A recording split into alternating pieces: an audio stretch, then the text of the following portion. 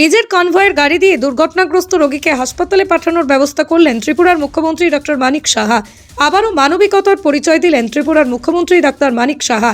রবিবার মুখ্যমন্ত্রী গোমতী ত্রিপুরা জেলা উদয়পুর থেকে একটি সরকারি কার্যক্রম সেরে আগরতলায় ফেরার পথেই সিপাহীজলা জেলা গোকুলনগর রাস্তার মাথায় এক ব্যক্তিকে দুর্ঘটনায় আহত অবস্থায় রাস্তায় পড়ে থাকতে দেখতে পেয়ে স্থানীয় এলাকাবাসীদের সহায়তায় তৎক্ষণাৎ আহত ব্যক্তিটিকে নিজের কনভয়ের গাড়ি করে নিকটবর্তী হাসপাতালে পৌঁছানোর ব্যবস্থা করেন মুখ্যমন্ত্রী ডাক্তার মানিক সাহা। চিকিৎসকদের সাথে সাথেই ফোন করে আহত ব্যক্তিটিকে উন্নত চিকিৎসার জন্য পরামর্শ দেন মুখ্যমন্ত্রী। আহত ব্যক্তির দ্রুত সুস্থতা কামনা করেন মুখ্যমন্ত্রী। তাঁর সহায়তায় এগিয়ে আসার জন্য স্থানীয় এলাকাবাসীদের ধন্যবাদ ও কৃতজ্ঞতা জানান মুখ্যমন্ত্রী ডাক্তার মানিক সাহা। ত্রিপুরা থেকে বিক্রম কর্মকারের report, crime press Bengal news.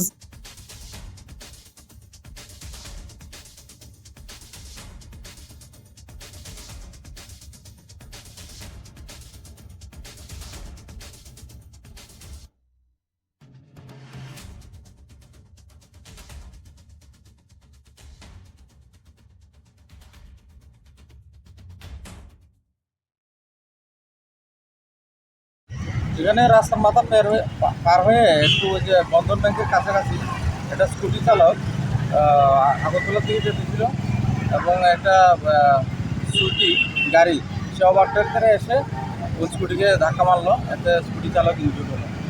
Sir, মুখ্যমন্ত্রী সেখানে দাঁড়ালো কি হয়েছে? মুখ্যমন্ত্রী কী কারণে দাঁড়ালো?